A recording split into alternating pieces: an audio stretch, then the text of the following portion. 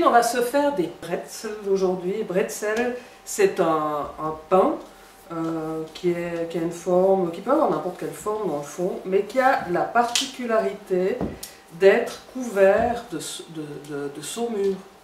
Ce petit goût salé, on le trouve beaucoup dans les pays du Nord, en Suisse allemande aussi, dans les gares, ils vendent ces fameux bretzels avec des graines dessus. Et la pâte à bretzel, c'est du lait, de la levure, du sel et de la farine, bêtement, rien d'autre. On a préparé cette pâte, on l'a laissée lever une bonne heure, et puis maintenant on va la découper en portions avec ce genre d'outils. On remet nos pâtons là dans notre bac et on va recouvrir avec le linge parce que ça sèche très vite. Alors on peut faire des formes de bretzel ou on peut faire des formes de petits pains allongés, on peut faire des hérissons, on peut faire tout ce qu'on veut dans le fond. Ce qui est intéressant, c'est le goût qu'on va donner à cette pâte en la trempant, je vais te montrer tout à l'heure, en la trempant dans une eau dans laquelle on aura dilué du bicarbonate de soude.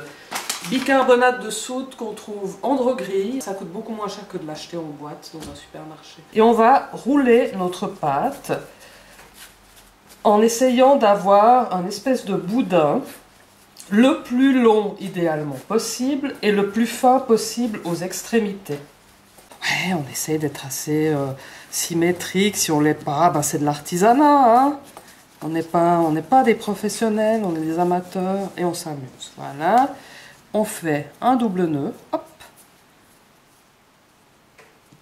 Et ça colle.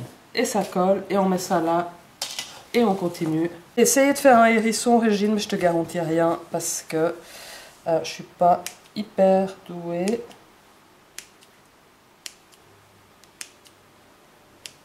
Voilà, bah oui, comme ça. On lui collera des yeux. C'est bizarre, mon hérisson. Donc maintenant, on va préparer une petite solution de bicarbonate de soude avec de l'eau. On en met 4 bonnes cuillères à soupe pour à peu près 1 litre d'eau. Alors on laisse bien notre bicarbonate se dissoudre. Je plonge un bretzel à la fois, idéalement un à la fois, dans notre solution de bicarbonate. Je regarde ma montre et j'attends à peu près 45 secondes avant de le sortir. On verra, ça gonfle déjà. C'est comme s'il était en pré-cuisson. On le dépose sur la plaque à côté et puis on continue notre affaire. On la met sur la plaque. Là, c'est un petit pain bizarre, mais enfin, il sera joli, tu verras, il sera joli. On prend du gros sel. Et puis on les parsème de gros sel. Et après, on met des graines à choix. Alors, on peut mettre...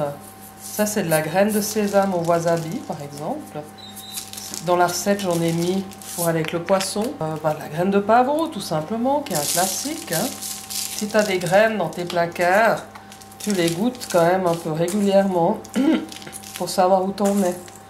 Parce que c'est pas très bon les oléagineux quand ils sont ronces. Voilà. J'ai réglé mon four à 210 degrés et nous allons les cuire pendant 15 minutes.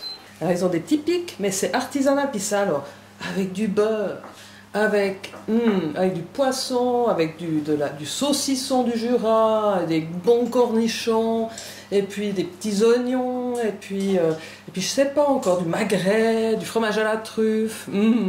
C'est génial.